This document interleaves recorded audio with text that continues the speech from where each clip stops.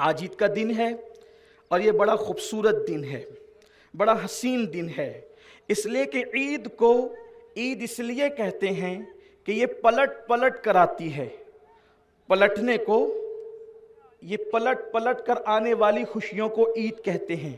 اور ہمارے بزرگوں نے لکھا ہے کہ جو عید ہے، عید گاہ پر میدان محشر کا سما ہوتا ہے، جیسے سما میدان محشر میں ہوتا ہے ہوگا، وہ سما عید کے دن عید گاہ پر ہوتا ہے۔ نمبر ایک، جیسے عید گاہ میں لوگ الگ الگ لباس پہن کر آتے ہیں اپنی حیثیت کے مطابق، تو گویا کہ عید گاہ یہ منظر پیش کرتی ہے کہ جیسے آج تم اپنی دولت کے حیثیت کے اعتبار سے الگ الگ شکل میں آئے ہو، الگ الگ لباس میں آئے ہو، ویسے ہی قیامت کے دن جسے میدان محشر کہتے ہیں، اس دن تم اپنے اعمال کے اعتبار سے الگ الگ حیثیت میں اٹھو گے۔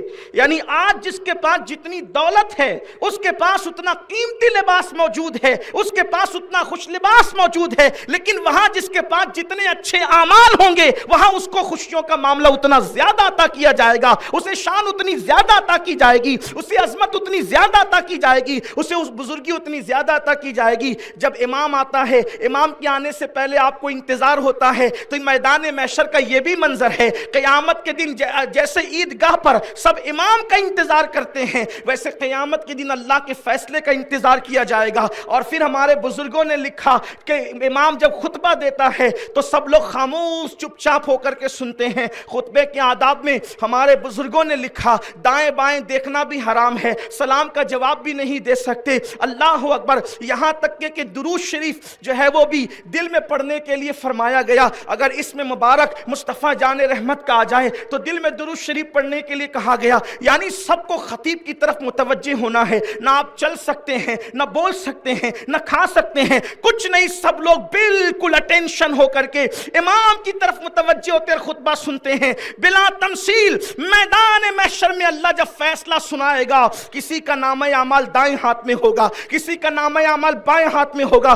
کوئی منہ کے بل گھسیٹا جانے والا ہوگا، کوئی جہنم کا ایندھن بننے والا ہوگا، کسی کو اللہ اکبر تارکول کا لباس پہنایا جانے والا ہوگا۔ جس طریقے سے خطیب کو سب چپ چاپ سنتے ہیں، خدائے وحدہ لا شریک جب فیصلے فرمائے گا اس وقت لوگوں کی خاموشی کا عالم یہی ہوگا۔ میں اور آپ کیا، ہم جیسے گنہگار اور پاپی کیا، قرآن معصوم لوگوں کے لیے کہتا ہے یوم یقوم الروح والملائکہ صفا لا یتکلمون الا من اذن، کہ اس دن تو جبریل امین بھی سارے فرشتوں کے ساتھ، سب فرشتوں کی صفیں ہوگی اور صف بصف سب فرشتے اللہ کی ہیبت سے کانپیں گے، کسی میں کلام کرنے کی جرات نہیں ہوگی۔ اس دن جبریل بھی جرات نہیں کریں گے کلام کرنے کی، الا من اذن، سوائے اس کو جس کو میرا اللہ اجازت دے گا۔ سب چپ ہوں گے۔ اس وقت اگر کسی کو بولنے کی اجازت ہوگی تو وہ آمنہ کا لال ہوگا۔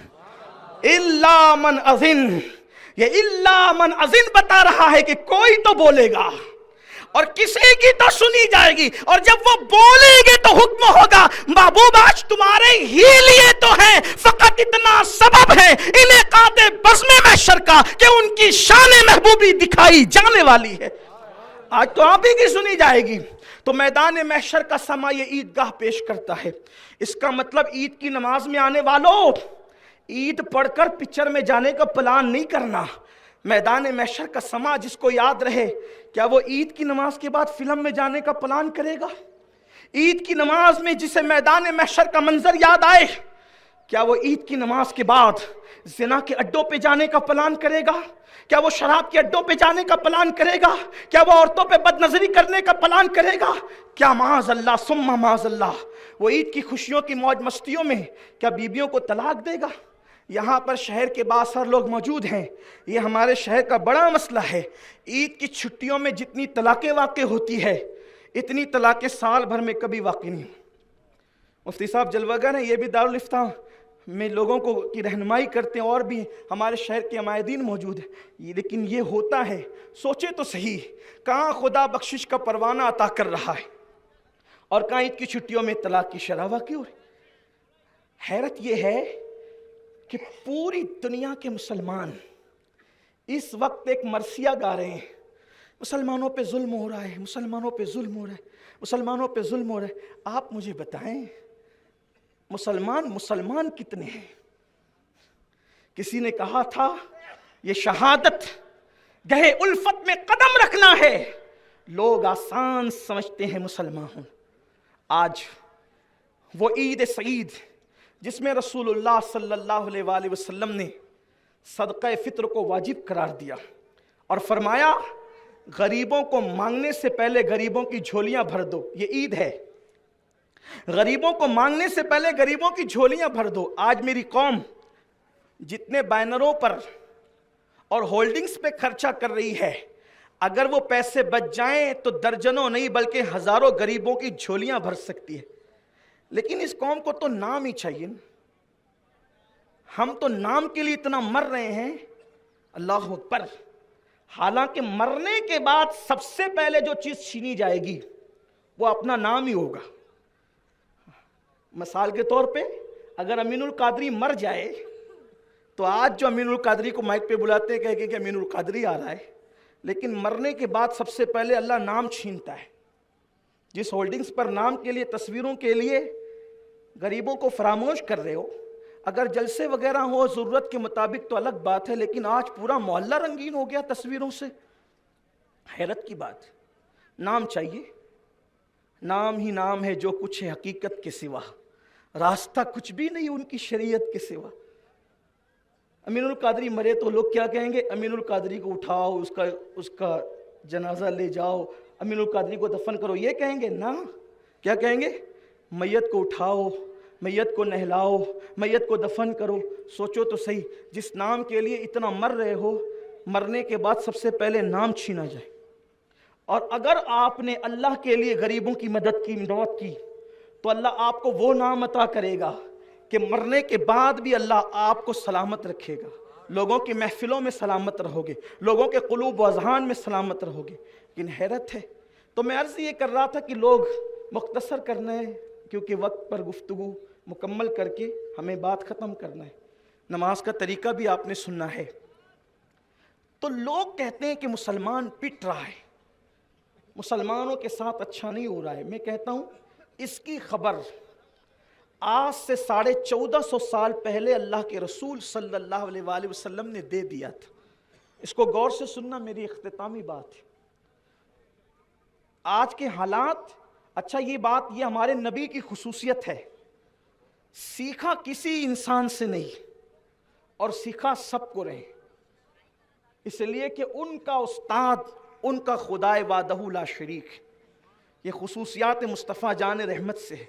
وَعَلَّمَكَ مَا لَمْ تَكُنْ تَعْلَمْ وَكَانَ فَضْلُ اللَّهِ عَلَيْكَ عَظِيمًا، کہ محبوب ہم نے آپ کو وہ سب کچھ سکھا دیا جو آپ نہیں جانتے تھے، سب سکھایا۔ 1450 سال پہلے میرے آقا علیہ السلام نے آج کے حالات کا پورا نقشہ پیش کیا۔ آقا علیہ السلام ارشاد فرماتے ہیں، حدیث پاک کا مفہوم ہے کہ جس طریقے سے بھوکوں کو دسترخوان پر بلایا جاتا ہے اور بھوکا دسترخوان پہ ٹوٹ پڑتا ہے، اسی طریقے سے دنیا کی ساری باطل قوتیں لوگوں کو تمہاری طرف بلائے گی۔ جیسے لوگوں کو لقموں کو چبانے کے لیے دسترخوان پہ بلاتے ہیں، فلاں تو بھی آ، فلاں تو بھی آ، بلاتے ہیں نا، تو بھی آ، تو بھی آ، ایسے تو بھی آ، تو بھی آ پوری کائنات کے مخالفین اسلام مسلمانوں کی طرف بلائیں گے، مسلمانوں کو چبانے کے لیے، مٹانے کے لیے، تباہ اور برباد کرنے کے لیے۔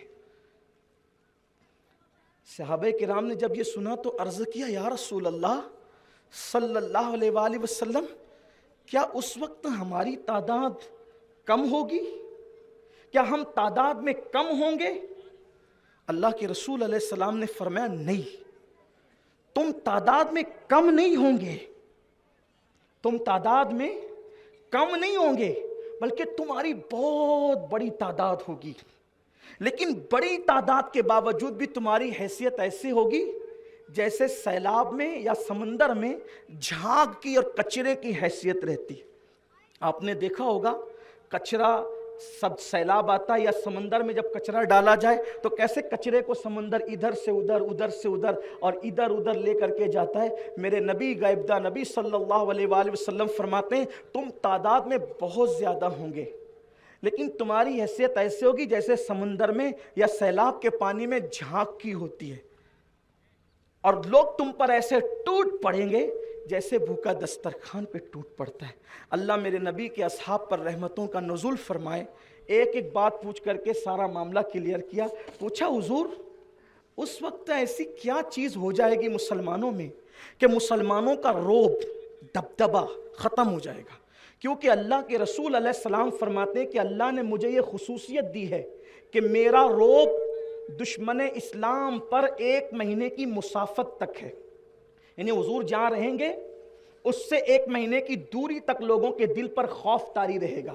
اور حضور کے صدقے میں حضور کی امت کو اللہ نے یہ شان عطا کی کہ اگر کوئی رسول اللہ کا وفادار سچا امتی بن جائے تو اس کا رعب مخالفین اسلام پر طاری رہتا ہے. آپ دیکھ لیں مولائے کائنات کا رعب کہ آج بھی لوگوں کے دلوں پہ طاری نہیں. کہنے والوں نے کہا ہے کبھی زنجیر ہلتی ہے کبھی در کانپ جاتا ہے, علی کا نام سن کر اب بھی خیبر کانپ جاتا ہے. صلاح الدین ایوبی کا رعب نہیں لوگوں کے دلوں پر, طارق بن زیاد کا رعب نہیں لوگوں کے دلوں پر, عمر ابن خطاب کا رعب نہیں لوگوں کے دلوں پر. ایک زمانہ وہ گزرا کہ اسلام دشمن خواتین اپنے بچے جب سوتے نہیں تھے تو کہتی تھی بیٹا سو جاؤ, یا تو عمر آ جائے گا یا تو صلاح الدین آ جائے گا. یہ رعب تھا.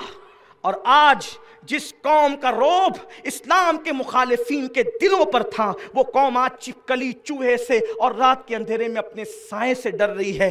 وجہ جس قوم کے دل سے اللہ کا خوف نکل جائے پھر اس قوم کی حالت یہی ہوتی ہے. کیا ہوا؟ صحابہ نے پوچھا حضور اس امت کی حیثیت ایسی کیوں ہوگی؟ اللہ کے رسول علیہ السلام فرماتے ہیں میری امت میں 2 چیزیں پیدا ہوگی. آقا فرماتے ہیں میری امت میں 2 چیزیں پیدا ہوگی. نمبر 1, بلکہ پہلے فرمایا کہ میری امت وہن کا شکار ہو جائے گی. صحابہ کو فرمایا میری امت وہن کا شکار ہو جائے. پوچھا یا رسول اللہ وہن کیا ہے؟ تو فرمایا 2 چیزوں کا نام وہن ہے, حب الدنیا و کراہیت الموت. جب میری امت دنیا کی محبت اور موت سے نفرت کرے گی اس وقت میری امت کا یہ حال ہوگا کہ لوگ ایسے ٹوٹ پڑیں گے جیسا بھوکا دسترخوان پہ ٹوٹ پڑتا ہے. آج دیکھ لیں کیا ہمارے اندر دنیا کی محبت پیدا نہیں ہو گئی؟ ہم دنیا کی محبت میں ڈوب نہیں گئے؟ یہی مالیگاؤں تھا آج سے 5 سال پہلے کا 5 سال کی بات کر رہا ہوں, جس وقت تو مسلمان رمضان شریف میں دن کو ہوٹل نہیں چلاتا تھا. کیوں؟ اس لیے کہ روزے داروں کو میں نے کیوں چائے پلانا ہے, تو روزے داروں نے تو چائے نہیں پینا ہے. تو کہا کہ پھر ان بدبختوں کو کیوں چائے پلانا ہے جنہوں نے اللہ کا خوف دل سے نکال کر روزے ہی ترک کر دیے, میں نے ان کو کیوں چائے پلانا. وہ میری ہوٹل پر کیوں آئے منحوس قدم لے کر بغیر روزے کی حالت میں کہ میں انہیں چائے پلاؤں. یہ دنیا کی محبت ہے.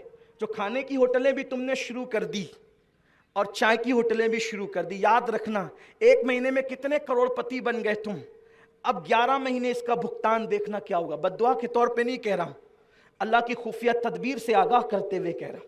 ہاں یہ صورتحال ہے, دنیا کی محبت ہے یہ.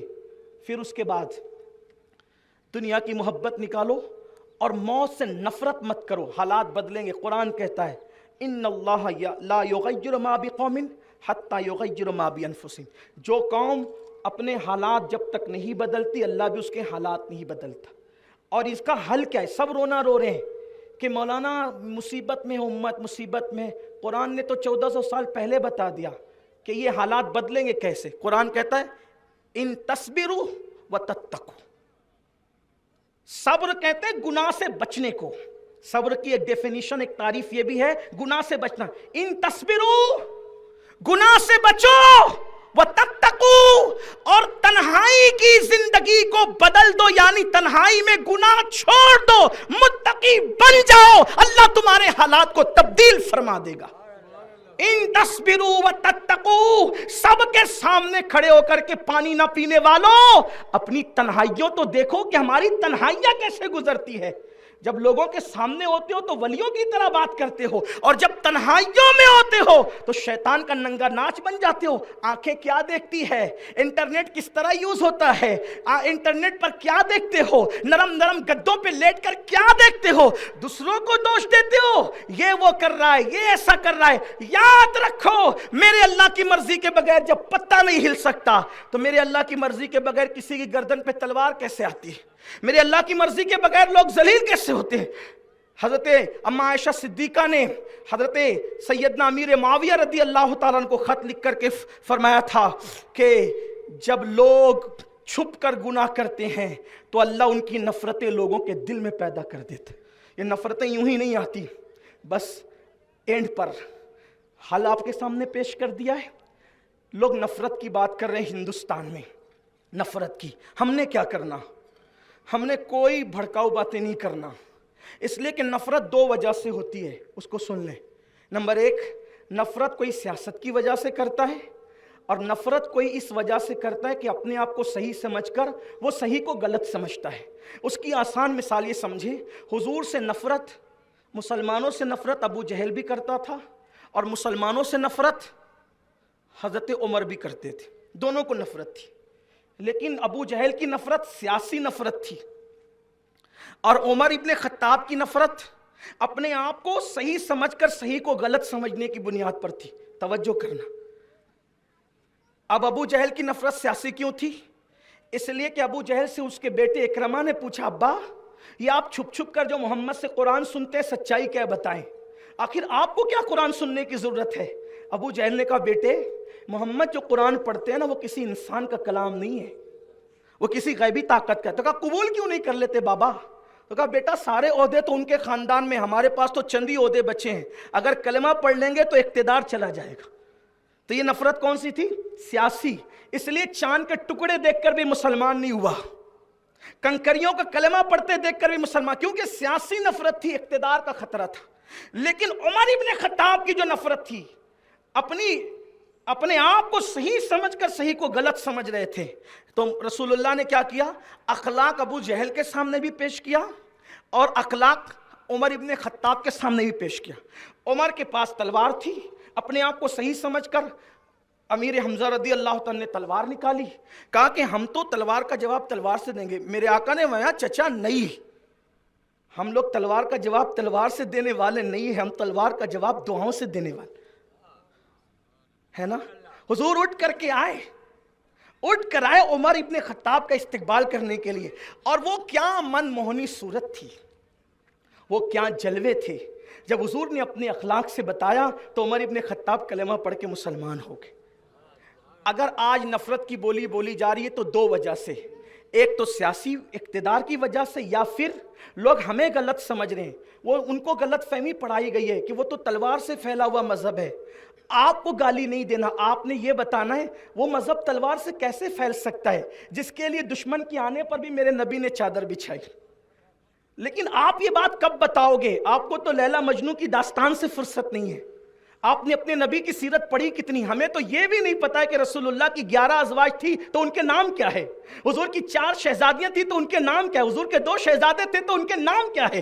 ہم کب نبی کی سیرت پیش کریں گے؟ بڑی معذرت کے ساتھ سب کی سیرتوں کو پیش کرنے والوں، اپنے نبی کے عشق کا دعویٰ کر کے ہم نے نبی کی سیرت پہ ظلم کیا ہے۔ ہم نے سب کی زندگی کو پیش کیا، باپ کی، دادا کی، پردادا کی، لیکن کیا ہم نے رسول اللہ کی سیرت بھی پیش کی؟ خدا کی عزت کی قسم، جس دن صحیح نہج پر ہم نبی کی سیرت کو پیش کریں گے، اگر دنیا مسلمان نہ ہوئی کم سے کم یہ نفرتوں کی بولیاں تو ختم ہو جائے گی دنیا سے۔ جس دن لوگ رسول اللہ کو، ہمارے نبی کی شان آپ کو بتاؤں، ایک دن ایک نوجوان اپنی ماں کے پھٹے کپڑے دیکھتا ہے، یہ حضور کی سیرت ہے۔ سیرت کے جلسوں میں بھی اب سیرت بیان نہیں ہوتی، بڑی معذرت کے ساتھ، اور سیرت کے تو جلسے ہی نہیں ہوتے اب تو، الا ماشاءاللہ۔ اور جو لوگ سیرت کے جلسے کرتے ہیں ان کے یہاں بڑی دل کے اندر کوتاہی ہو گئی ہے، پتہ نہیں کیوں۔ سیرت الانسان بیان ہوتی ہے، سیرت النبی تو ہاتھ ہی لگاتے لوگ۔ بہرحال کیا کہنا، عید کا دن ہے، خوشیوں کا دن ہے، کوئی رونے دھونے کی بات نہیں۔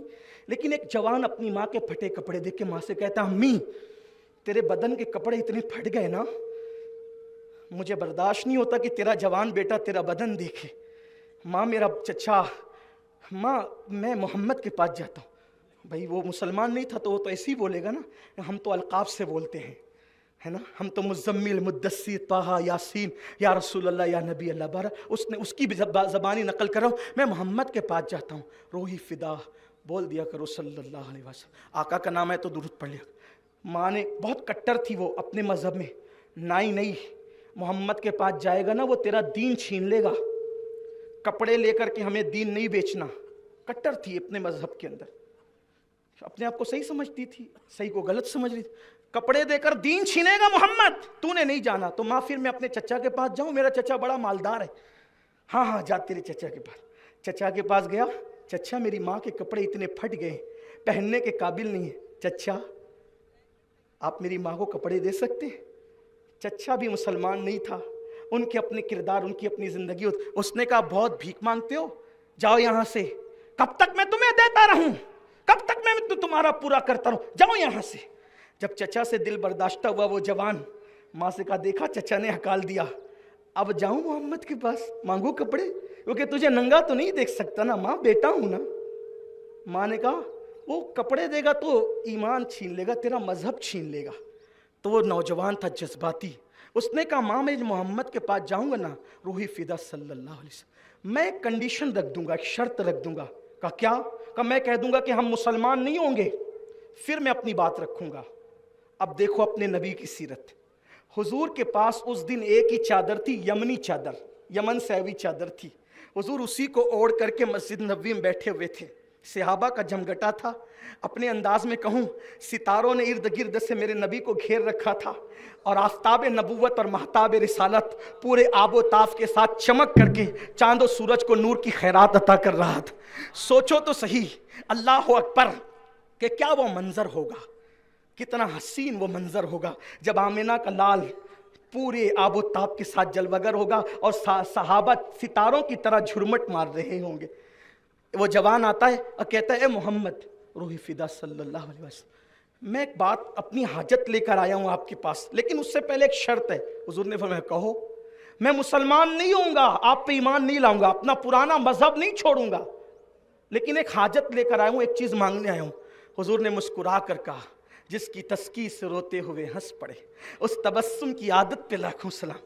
میرے آقا نے مسکرا کے کہا کہو کیا بات ہے, مسلمان نہیں ہونا ہے نہ ہونا, کہو تو صحیح بات کیا ہے, کہو تو صحیح بات کیا. یہ دربار محمد ہے, یہاں اپنوں کا کیا کہنا, یہاں سے ہاتھ خالی غیر بھی جایا نہیں کرتے.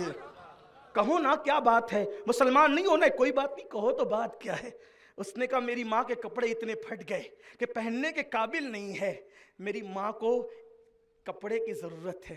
میرے آقا نے فرمایا میرے پاس اس وقت کپڑے تو نہیں ہے, یہی ایک چادر ہے جس کو میں اوڑھ کر کے بیٹھا ہوں, یہ تیری ماں کو لے جا کر کے پیش کر دیں. یہ سیرت مصطفیٰ ہے, جس کا نبی اس شان کا مالک ہو کہ کوئی مانگنے والا یہ کہہ کر آتا ہو کہ ہم مسلمان نہیں ہوں گے, دینا ہو تو دو, وہ اپنی اتار کر چادر دے دیتے. جب بیٹا چادر لے گیا تو آنکھوں میں آنسو تھے, اس کی آنکھ میں آنسو تھے. ماں نے کہا کیوں رو رہا ہے؟ کہا ماں چچا نے چچا ہو کر تیرا دیور ہو کر کے ہکالا, اور میں نے محمد سے کہا کہ ہم مسلمان نہیں ہوں گے, ان کے پاس کپڑے نہیں تھے دینے کے لیے, اپنی چادر اتار کر کے دے دیا, لو ماں اس کو پہن لو. ماں نے کہا اب چادر بعد میں اوڑھوں گی, پہلے محمد کا کلمہ پڑھ کے مسلمان ہو جائے. یہ سیرت ہے اپنے نبی کی, ہمیں نفرتوں کا جواب محبتوں سے دینا ہوگا. اللہ ہمیں توفیق دے, گفتگو کے درمیان کوئی غلطی ہو تو اللہ معاف فرمائے. استغفر اللہ ربی من کل ذنب واتوب الیہ وما علینا الا البلاغ. ہمارے چینل الرحمان کو سبسکرائب کریں, ویڈیو کو لائک کریں, دوستوں میں شیئر کرنا نہ بھولیں, اور ایک کمنٹ کر کے جائے کہ آپ کو ویڈیو کیسی لگی.